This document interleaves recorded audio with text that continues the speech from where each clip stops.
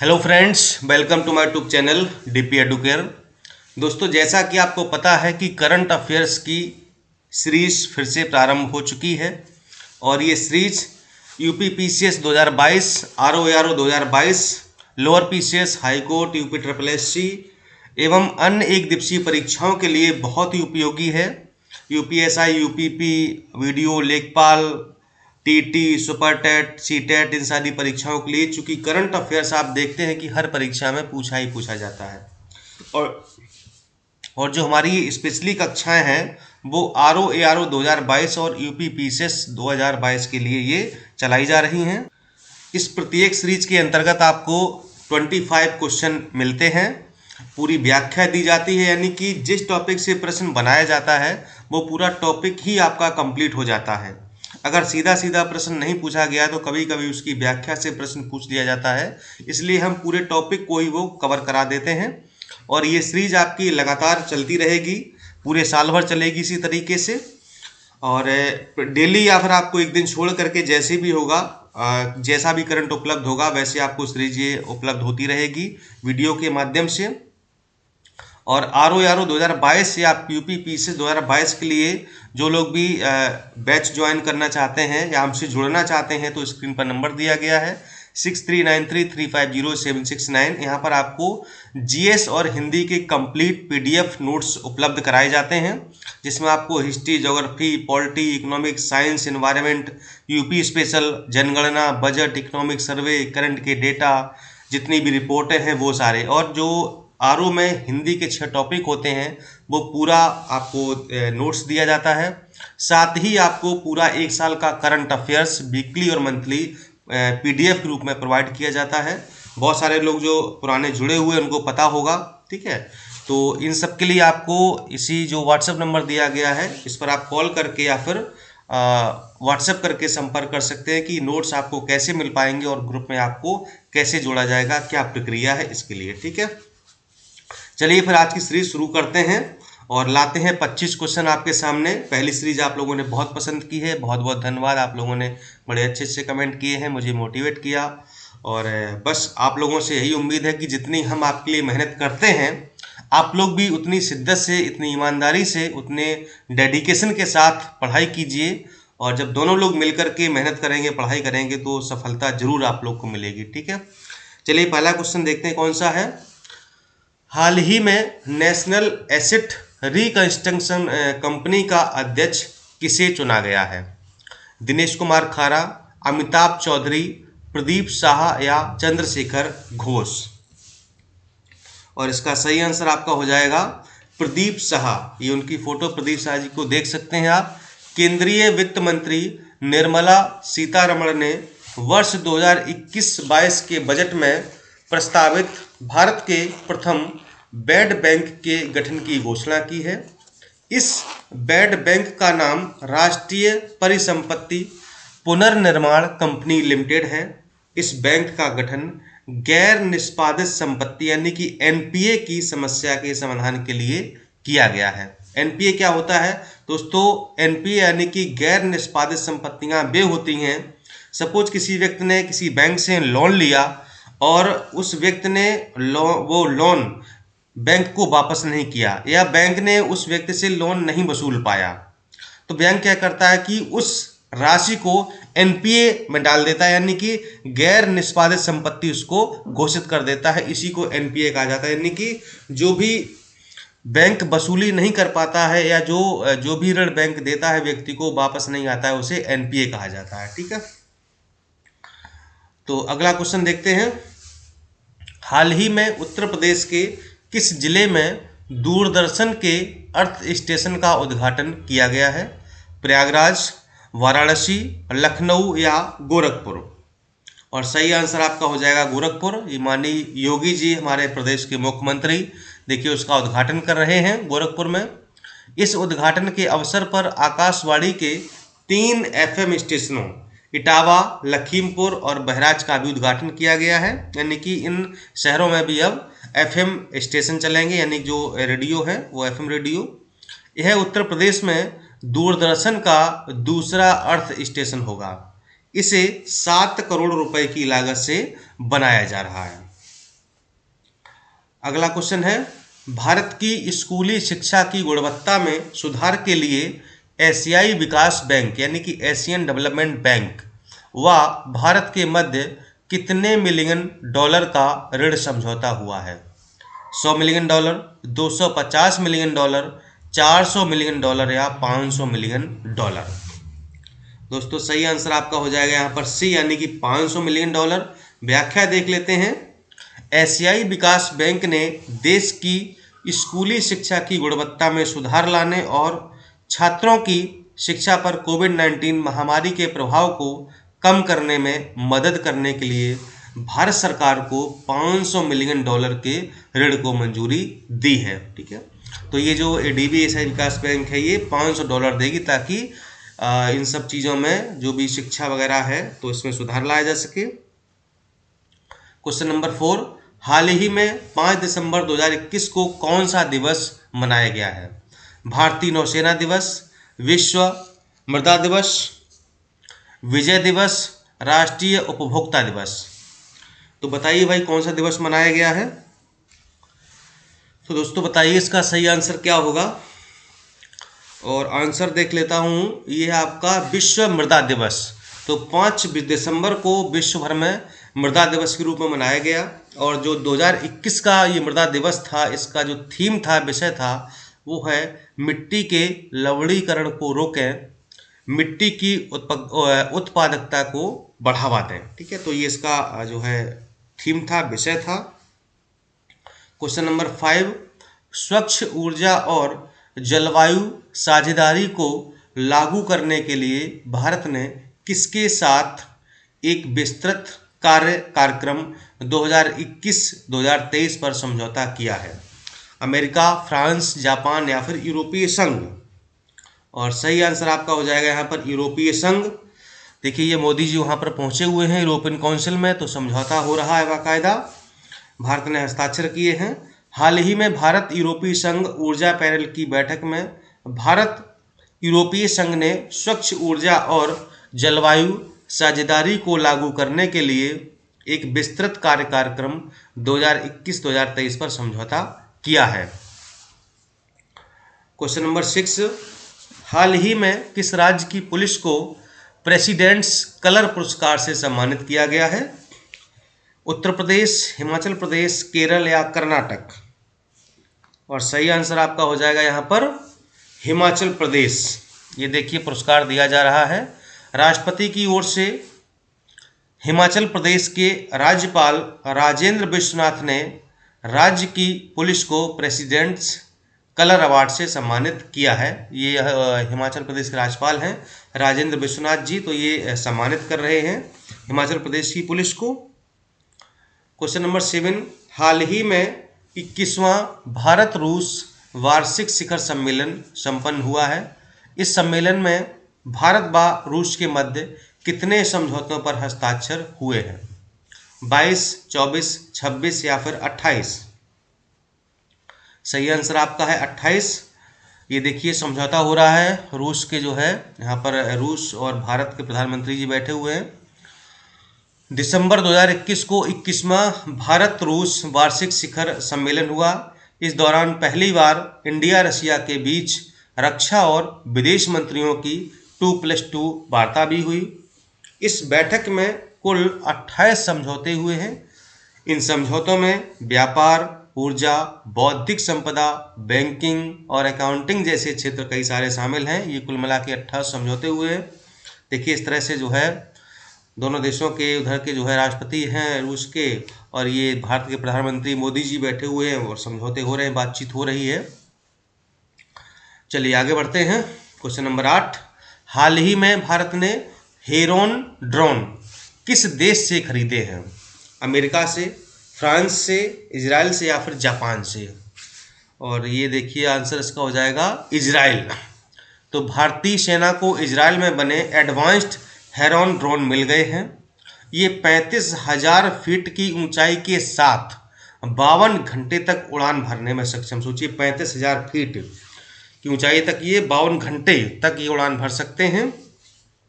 इनमें anti jamming तकनीक लगी है, अर्थात इनको जैम नहीं किया जा सकता। यानी जैसे ना आपने देखा होगा कि जहाँ पर परीक्षा में जैमर लगाए जाते हैं, यानी कि वहाँ पर क्या होता है कि उस पर्टिकुलर एरिया में नेटवर्क ही नहीं है, क्योंकि नकल रोकने के लिए आपने देखा होगा कि अब जो है बहुत सारे सेंटर पर जैमर लगा दिए गए हैं। तो आप फोन या ब्लूटूथ मतलब कुछ भी ले जाइए, आपका नेटवर्क ही वहाँ पर काम नहीं करेगा, पकड़ेगा ही नहीं, ठीक है। तो मतलब इसमें भी ये जो जैमिंग तकनीक है कि मतलब यहाँ पर अगर कोई रोकना चाहे कि इसमें नेटवर्क ना आए या मतलब ऐसा कुछ हो जाए ये, तो उसमें एंटी जैमिंग तकनीक लगी है, यानी कि इसको जैम ही नहीं कर सकते आप, ठीक है। तो ये बड़ा अच्छा है जो है ड्रोन, ये इजराइल से मिला है भारत को। क्वेश्चन नंबर 9, हाल ही में ओमिक्रॉन वेरिएंट मामले की पुष्टि सर्वप्रथम किस राज्य में हुई है? अभी आपने देखा कि ओमिक्रॉन बहुत ज़्यादा चल रहा है ना, तो सबसे पहले कहाँ मिला था ये?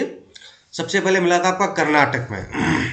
इस नए वेरिएंट की पहचान जीनोम सीक्वेंसिंग के माध्यम से की गई है। इस नए वेरिएंट के पहले मामले की पुष्टि भारत में 2 दिसंबर को कर्नाटक में हुई थी और वैश्विक स्तर पर सर्वप्रथम 24 नवंबर को इस नए वेरिएंट की पहचान दक्षिण अफ्रीका में की गई थी। ध्यान रखिएगा कि अगर वैश्विक स्तर पूछा जाए तो दक्षिण अफ्रीका में, भारत में कर्नाटक में सबसे पहले मिला था केस एक कर्नाटक में। क्वेश्चन नंबर 10, 52वें अंतर्राष्ट्रीय फिल्म महोत्सव में फिल्म शूटिंग के लिए सबसे अनुकूल राज्य का पुरस्कार किसे प्राप्त हुआ है? हिमाचल प्रदेश, सिक्किम, उत्तर प्रदेश या फिर मेघालय? सही आंसर आपका उत्तर प्रदेश है। तो भारत का 52वां अंतर्राष्ट्रीय फिल्म महोत्सव गोवा में संपन्न हो गया। सर्वश्रेष्ठ अभिनेता आपके बने हैं जितेंद्र भीखूलाल जोशी, इनको सिल्वर पीकॉक पुरस्कार दिया गया है। और सर्वश्रेष्ठ अभिनेत्री आपकी एजेला मोलिना, ये आपकी पराग्वे की हैं। क्वेश्चन नंबर 11, हमार आपन बजट वेब पोर्टल किस राज्य सरकार द्वारा लॉन्च किया गया है?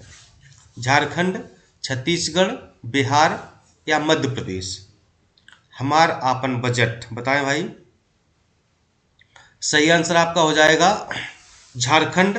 तो झारखंड के मुख्यमंत्री हेमंत सोरेन ने यह पोर्टल लॉन्च किया है। इस पोर्टल के माध्यम से राज्य की आम जनता 2022-23 के बजट के लिए अपने सुझाव साझा कर सकती है, यानी कि जैसे भी 22-23 का बजट नहीं बना है, बनेगा अभी, ठीक है। तो राज्य सरकार ने क्या किया है कि पोर्टल बना दिया है, तो इस पर लोग जो है अपने जो सुझाव, किसी को कुछ सलाह देनी है, कुछ मशवरा देना है, कुछ बताना है कि ये बजट कैसे होना चाहिए, क्या क्या इसमें होना चाहिए, तो लोग वहाँ पर अपने सुझाव दे सकेंगे। उन्हीं पर सुझावों को सरकार कंसीडर करेगी या जो भी कंसीडर कर सकती है करेगी, और उसी के आधार पर जो है आपकी समस्याओं को देखते हुए झारखंड सरकार अपना बजट बनाएगी। क्वेश्चन नंबर 12, हाल ही में भारत का सबसे बड़ा मैन्युफैक्चरिंग हब बन गया है? उत्तर प्रदेश, गुजरात, महाराष्ट्र या तमिलनाडु? और सही आंसर आपका हो जाएगा गुजरात। तो भारतीय रिजर्व बैंक के आंकड़ों के अनुसार महाराष्ट्र को पीछे छोड़कर गुजरात देश का प्रमुख विनिर्माण केंद्र बन गया है। यानी कि यहाँ पर जो पूरा आप जानते हैं गुजरात में बहुत सारी फैक्ट्रियाँ वगैरह, तो मतलब पूरा ये मैन्युफैक्चरिंग हब ही बन गया है। पहले क्या था? पहले महाराष्ट्र था, लेकिन अब क्या हो गया? गुजरात बन गया है। क्वेश्चन नंबर 13, हाल ही में स्प्रिंगन होयस पुरस्कार किसने जीता है? सुरेश बनर्जी, निखिल श्रीवास्तव, पराग अग्रवाल या नीरा टंडन? सही आंसर आपका हो जाएगा यहाँ पर निखिल श्रीवास्तव। ये देख सकते हैं इनका पिक्चर यहाँ पर, ये निखिल श्रीवास्तव जी हैं। तो अमेरिका की कैलिफोर्निया यूनिवर्सिटी में पढ़ाने वाले भारतीय अमेरिकी गणितज्ञ निखिल श्रीवास्तव को एडम मार्कस और डेनियल स्पीलमैन के साथ अमेरिकन मैथमेटिकल सोसाइटी द्वारा ऑपरेटर थ्योरी में प्रथम सिप्रियस फोयस पुरस्कार से सम्मानित किया गया। किसमें दिया गया? ऑपरेटर थ्योरी में इनको दिया गया है। ये बहुत बड़े गणितज्ञ हैं, मैथमेटिशियन हैं, भारतीय मूल के अमेरिकी है, ये कैलिफोर्निया यूनिवर्सिटी में पढ़ाते हैं निखिल श्रीवास्तव जी। क्वेश्चन नंबर 14, सर्वेक्षण पोत संध्याक किस सार्वजनिक उपक्रम द्वारा डिजाइन और विकसित किया गया है? ये सर्वेक्षण पोत है जिसका नाम संध्याक है, तो किसने बनाया इसको? कोचीन शिपयार्ड लिमिटेड कोचीन बनाया है, या फिर garden reach ship builders and engineers limited Kolkata ने बनाया है, गोवा शिपयार्ड लिमिटेड, या फिर हिंदुस्तान शिपयार्ड लिमिटेड विशाखापट्टनम ने इसको बनाया है। सही आंसर आपका यहाँ पर बी हो जाएगा, garden reach ship builders and engineer limited. ये आप उसकी फोटो देख सकते हैं इमेज। ये सर्वेक्षण पोत है संध्याक। तो 5 दिसंबर 2021 को भारतीय नौसेना के लिए बनाए जा रहे सर्वेक्षण पोत यानी इलाज काफ़ी बड़ा है परियोजना के तहत 4 जहाज़ों में से पहला संध्याक कोलकाता में लॉन्च किया गया है। यह भारतीय नौसेना का पहला बड़ा सर्वेक्षण पोत है। इस पोत का हुगली नदी में जलावतरण किया गया है। ठीक है, ध्यान रखिए कहाँ पर, हुगली नदी में, यानी कोलकाता में लॉन्च किया गया ना ये संध्याक, तो हुगली नदी वहीं पर पड़ती है, वहीं पर इसको क्या किया गया है, इसको जलावतरण कर दिया गया है। Question number 15, the Midway battle Modi's roller coaster second term पुस्तक के लेखक कौन है? गौतम चिंतामणि, अरुंधति रॉय, रोमिला थापर या नीना गुप्ता। और सही आंसर आपका हो जाएगा यहाँ पर गौतम चिंतामणि जी। ये उनकी इमेज है, फोटो पिक्चर आप देख सकते हैं। इस पुस्तक में भारत के राजनीतिक परिदृश्य का उल्लेख किया गया है। मिडवे बैटल पुस्तक में जम्मू और कश्मीर पुनर्गठन अधिनियम, ट्रिपल तलाक यानी 3 तलाक, नागरिकता संशोधन अधिनियम के साथ साथ कृषि कानूनों जैसे विभिन्न विषयों पर प्रकाश डाला गया है। ये इन्होंने पुस्तक लिखी है गौतम चिंतामणि जी ने। बहुत ही अच्छी पुस्तक, यानी जो भी भारत के बहुत ही हॉट मुद्दे रहे हैं उनके बारे में इस पुस्तक में जिक्र किया गया है, उन पर चर्चा की गई है, प्रकाश डाला गया है। क्वेश्चन नंबर 16, हाल ही में समाचार पत्रों में देखा गया GJ367b क्या है? एक वायरस, एक एक्सोप्लेनेट, एक सुपर कंप्यूटर या फिर एक रेडियो तरंग? क्या है ये एक आपका एक्सोप्लेनेट है। तो हाल ही में वैज्ञानिकों के एक समूह ने सौर मंडल के बाहर मौजूद एक नए एक्सोप्लेनेट की खोज की है जिसे GJ367b नाम दिया गया है। और सौर मंडल से बाहर पाए जाने वाले ग्रह एक्सोप्लेनेट कहलाते हैं। ठीक है, जो सौर मंडल के अंदर पाए गए वो क्या है, प्लेनेट हैं, ग्रह हैं। ठीक है, और जो सौरमंडल से बाहर पाए जाते हैं वो क्या होते हैं, वो एक्सोप्लेनेट कहलाते हैं। ये सौरमंडल में मुख्य ग्रहों के अतिरिक्त उपस्थित ग्रह हैं जिनको हम एक्सोप्लेनेट कहते हैं। क्वेश्चन नंबर 17, हाल ही में सैन्य अभ्यास एक्वेरिन किन देशों के मध्य संपन्न हुआ है? भारत व जापान, भारत व बांग्लादेश, भारत व मालदीव या भारत व थाईलैंड? और सही आंसर आपका हो जाएगा यहाँ पर भारत और मालदीव। इस तरह से देखिए होता है, दोनों देशों की सेनाएं खड़ी होती हैं। हाल ही में भारत और मालदीव के बीच संयुक्त सैन्य अभ्यास एक्वेरिन के 11वें संस्करण का आयोजन मालदीव के काढ़ेधू, ये बिल्कुल सही लिखा हमने देख के लिखा है, बिल्कुल काढ़ेधू द्वीप में शुरू किया गया है। ठीक है, जगह का नाम याद रखिएगा, काढ़ेधू द्वीप में, मालदीव में। क्वेश्चन नंबर 18, सर्वप्रथम लोक लेखा समिति का गठन कब किया गया था? 1921, 1926, 1931 या फिर 1935? बताएं आप कब किया गया था। और इसका सही आंसर आपका हो जाएगा 1921। तो हाल ही में लोक लेखा समिति, जिसको इंग्लिश में कहते हैं पब्लिक अकाउंट कमेटी, PAC भी कहते हैं, ने अपने 100 वर्ष पूरे किए हैं, क्योंकि 1921 और 2021। ठीक है, लोक लेखा समिति को वर्ष 1921 में भारत सरकार अधिनियम 1919 के माध्यम से गठित किया गया था। लोक लेखा समिति का गठन प्रतिवर्ष लोकसभा की प्रक्रिया और कार्य संचालन नियम के तहत कार्य संचालन नियम के नियम 308 के तहत किया जाता है। यानी जो लोकसभा की प्रक्रिया और जो कार्य संचालन नियम है, तो उसका नियम 308 है, उसके तहत प्रावधान है कि एक लोक लेखा समिति का गठन किया जाए। और इसमें कुल 22 सदस्य होते हैं, आपको पता ही होगा, जिसमें से 15 सदस्य आपके लोकसभा से लिए जाते हैं और 7 सदस्य आपके राज्यसभा से शामिल होते हैं। और इसकी जो समिति के अध्यक्ष की नियुक्ति है वो कौन करता है? लोकसभा अध्यक्ष के द्वारा इसकी नियुक्ति की जाती है। और जो लोक लेखा समिति का जो अध्यक्ष होता है वो अक्सर आपने देखा वो विपक्ष का कोई होता है। ठीक है, विपक्ष को नेता होता है, उसका जो है ये अध्यक्ष बनाया जाता है। चलिए अगला आपका प्रश्न है 19। वर्ष 2022 से देश के 4 हवाई अड्डों पर यात्री अपने बोर्डिंग पास के रूप में फेस स्कैन का उपयोग कर सकेंगे। निम्नलिखित में से कौन सा हवाई अड्डा शामिल नहीं है? वाराणसी, पुणे, चंडीगढ़ या विजयवाड़ा? और सही आंसर आपका चंडीगढ़ है। तो देश के देखिए 4 ऐसे हवाई अड्डे हैं जहां पर बोर्डिंग पास के रूप में फेस स्कैन किया जाएगा। वर्ष 2022 से देश के 4 हवाई अड्डों वाराणसी, पुणे, कोलकाता और विजयवाड़ा, यहाँ पर चंडीगढ़ नहीं कोलकाता था, पर यात्री अपने बोर्डिंग पास के रूप में फेस स्कैन का उपयोग कर सकेंगे।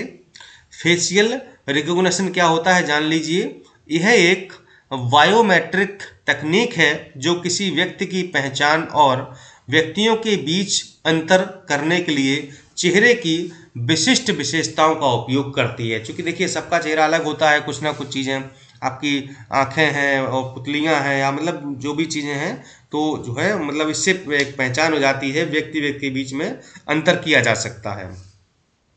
तो 4 हवाई अड्डे आपके हैं, वहाँ पर ये प्रोसेस यानी प्रक्रिया शुरू हो जाएगी, ये सुविधा वहाँ पर मिलेगी यात्रियों को। Question number 20। हाल ही में फ्लिपकार्ट ने किस मंत्रालय के साथ समझौता किया है? गृह मंत्रालय, कपड़ा मंत्रालय, ग्रामीण विकास मंत्रालय या फिर सामाजिक न्याय एवं अधिकारिता मंत्रालय? सही आंसर आपका है ग्रामीण विकास मंत्रालय। इस समझौते के माध्यम से स्थानीय व्यवसायों और स्वयं सहायता समूहों को ई कॉमर्स के द्वारा उनकी पहुंच राष्ट्रीय बाजार तक सुनिश्चित होगी, जो उन्हें सशक्त बनने में मदद करेगी। Question number 21। हाल ही में पुनीत सागर अभियान किसके द्वारा चलाया गया है? भारतीय थल सेना के द्वारा, राष्ट्रीय कैडेट कोर के द्वारा, इसको हम एनसीसी कहते हैं, भारतीय तटरक्षक बल के द्वारा या भारतीय नौसेना के द्वारा? और ये चलाया गया था आपका एनसीसी यानी कि राष्ट्रीय कैडेट कोर के द्वारा। ये देख सकते हैं इस तरह से डीजीएनसी द्वारा आदेशित पुनीत सागर अभियान स्वच्छ भारत मिशन एक कदम स्वच्छता की ओर। राष्ट्रीय कैडेट कोर द्वारा समुद्र तटों को प्लास्टिक और अन्य अपशिष्ट पदार्थों से मुक्त कराने के लिए एक राष्ट्रव्यापी अभियान पुनीत सागर शुरू किया गया है। यानी जो जितने भी समुद्री तट हैं उनसे वहाँ पर जो प्लास्टिक है या जो भी अन्य अपशिष्ट ऐसे पदार्थ हैं जिससे वहाँ पर गंदगी होती है, कचरा फैलता है, तो उससे मुक्त करने के लिए ये अभियान चलाया गया है पुनीत सागर अभियान। किसके द्वारा? एनसीसी के द्वारा। Question number 22। खादी और ग्रामोद्योग आयोग द्वारा REHAB परियोजना किस राज्य में शुरू की गई है? असम, उत्तर प्रदेश, तमिलनाडु या फिर आंध्र प्रदेश? और आपका सही आंसर हो जाएगा यहाँ पर असम। खादी और ग्रामोद्योग आयोग ने असम में REHAB यानी कि मधुमक्खियों का उपयोग करके हाथी मानव संघर्ष को कम करना, इस परियोजना की शुरुआत की है। खादी और ग्रामोद्योग आयोग खादी एवं ग्रामोद्योग आयोग अधिनियम 1956 के तहत भारत सरकार द्वारा निर्मित एक वैधानिक निकाय है। ठीक है, जो खादी और ग्रामोद्योग आयोग है, कैसा निकाय है? वैधानिक निकाय, यानी कि इसकी स्थापना जो है वो खादी एवं ग्रामोद्योग आयोग अधिनियम 1966 के द्वारा की गई थी। और इस आयोग का यानी कि ग्रामोद्योग आयोग का मुख्यालय कहाँ पर है? बंबई में ही है। ठीक है। Question number 23। नीति आयोग के बहुआयामी गरीबी सूचकांक के अनुसार सर्वाधिक गरीब जनसंख्या किस राज्य में है? बिहार, उत्तर प्रदेश, झारखंड या छत्तीसगढ़? तो सबसे ज़्यादा गरीब जनसंख्या कहाँ पर है बताइए? किनसे अनुसार? नीति आयोग का जो बहुआयामी यानी मल्टी डायमेंशनल जो गरीबी सूचकांक है, पॉवर्टी इंडेक्स है, उसके अनुसार। और आपका आंसर है बिहार। तो बहुआयामी गरीबी सूचकांक के अनुसार सर्वाधिक गरीब जनसंख्या बिहार में है, इसके बाद झारखंड और उसके बाद आपका उत्तर प्रदेश का नंबर आता है। और सबसे जो कम गरीब जनसंख्या वो आपकी केरल में है, और उससे भी थोड़ा ज़्यादा गोवा में और फिर सिक्किम, यानी सबसे कम केरल में, फिर अगर वो मतलब उल्टे क्रम में देखा जाए कि फिर उससे ज़्यादा गोवा में, फिर उससे ज़्यादा सिक्किम में, इस तरीके से जनसंख्या की बात हो रही है, परसेंटेज की बात नहीं हो रही। ठीक है। Question number 24। हाल ही में किस देश ने FIH जूनियर हॉकी विश्व कप 2021 जीत लिया है? जर्मनी, फ्रांस, भारत या अर्जेंटीना? और सही आंसर आपका है यहाँ पर अर्जेंटीना। ये देखिए खिलाड़ी कितने खुश हो रहे हैं एकदम ट्रॉफी लेकर के। अर्जेंटीना ने 6 बार की चैंपियन जर्मन टीम को 4-2 से हराकर जूनियर हॉकी विश्व कप जीत लिया है। FIH का पूरा नाम होता है federation international hockey. Junior hockey विश्व कप 2021 की मेजबानी ओडिशा ने 24 नवंबर से 5 दिसंबर 2021 के मध्य की है। इस विश्व कप में 16 टीमों ने भाग लिया था। आज का लास्ट क्वेश्चन आ जाइए और आप लोग आंसर देने के लिए तैयार हो जाइए। कैसी लगी आज की सीरीज आप लोग को जरूर बताइएगा, और आगे किस तरीके से इम्प्रूवमेंट किया जाए, आप लोग और क्या पढ़ना चाहते हैं, किन परीक्षाओं की तैयारी कर रहे हैं। RO 2022, PCS 2022 प्रारंभिक परीक्षा के लिए नोट्स प्राप्त करने के लिए आप लोग स्क्रीन पर नंबर दिया गया है 6393350769। इस पर आप लोग संपर्क कर सकते हैं व्हाट्सएप करके और कॉल करके। वहाँ पर आपको नोट्स कैसे मिलेंगे ये सब बताया जाएगा।